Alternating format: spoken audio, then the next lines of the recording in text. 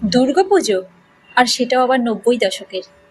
এই দুটো যেন এখন শুধুই স্মৃতি। ৯০ দশকের দুর্গাপুজো মানেই ছিল এক আলাদা রকম নস্টালজিয়া। এখন তো আমরা সারা বছর শপিং করি, সবসময় ডিসকাউন্ট চলে অনলাইনে। একটা ক্লিক করলেই জামা এসে হাজির হয় আমাদের বাড়ির দরজার সামনে। কিন্তু মনে পড়ে ৯০ দশকের সেই ছেলেবেলার দিনগুলোর কথা, যখন শপিং মানে আমরা জানতাম কিন্তু কেনাকাটা। বাড়িতে একদিন ছুটির দিনে বড়রা সবাই মিলে ঠিক করা হতো যে কেনাকাটা করতে কবে যাওয়া হবে। সেটা মনের মধ্যে ছিল এক আলাদা রকমের অনুভূতি, এক আলাদা রকমের আনন্দ। কারণ নতুন জামার গন্ধ, পুজোর গন্ধ। কেনাকাটা করতে যাওয়া মানেই ছিল আমাদের বাড়ির লোকাল মার্কেটগুলো, লোকাল দোকানগুলোতে যাওয়া, যেখানে গিয়ে আমরা দেখতাম পুজোর কত সুন্দর কালেকশন চলে এসেছে। মনে পড়ে সেই নতুন জামাগুলো কিনে বাড়ি ফেরার পরের মুহূর্ত। আমি তো আমার নতুন জামাগুলো নিয়ে সারা দিন দেখতাম, বারবার দেখতাম, এবং রাতে ঘুমানোর সময়ও সেগুলোকে আঁকড়ে ধরে পাশে নিয়ে ঘুমাতাম। মহালয়া ছিল আমাদের জীবনে আরো একটা সেরা মুহূর্ত।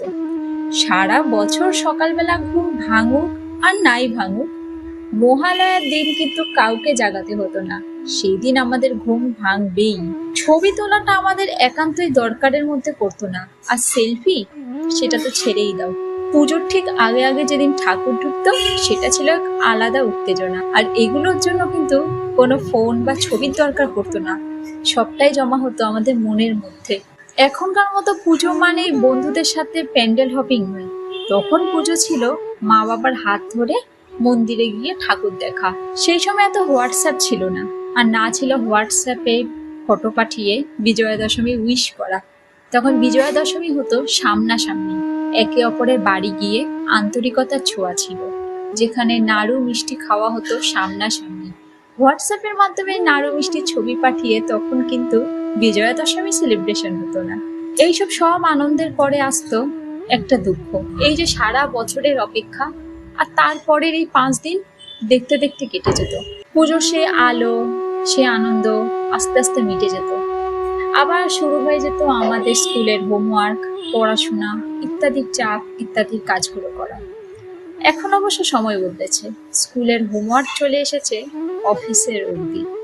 পুজোর পর দিনই অফিস থাকে, কারো কারো তো পুজোতেও ছুটি থাকে না। কিন্তু সবকিছু মিলিয়েই আমরা তবু বছরের এই 5টা দিনের অপেক্ষায় থাকি। আগে পুজো শেষে খারাপ লাগার জন্য সময় পেতাম, এখন পুজো শেষে খারাপ লাগা ভাবতে না ভাবতেই অফিসের টার্গেট শুরু হয়ে যায়।